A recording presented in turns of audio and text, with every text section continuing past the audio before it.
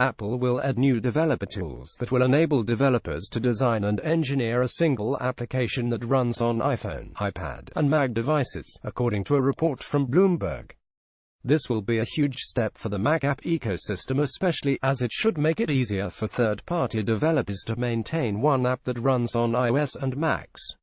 The apps would be designed in such a way that they can work with a touchscreen, mouse, and trackpad depending on which platform the app is running on. The new ability is scheduled to launch with iOS 12 and macOS 10.14 next year, but the timeline could change.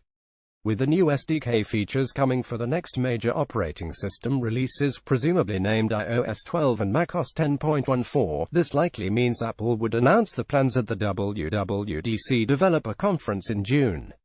This would give time over the summer for third-party developers to adopt the new apps to enable truly cross-platform apps.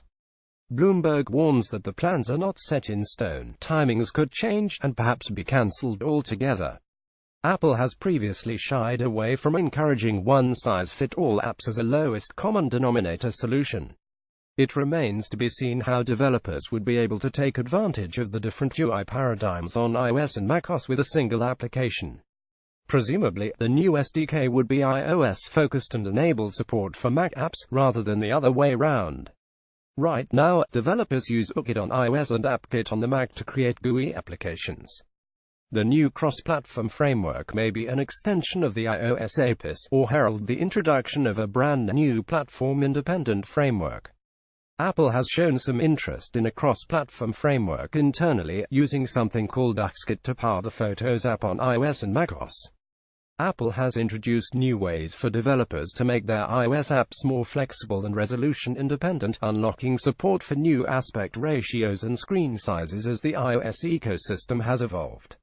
On the iPad, the same app can be used in different layouts depending on how it is being presented, full screen or in split-view multitasking.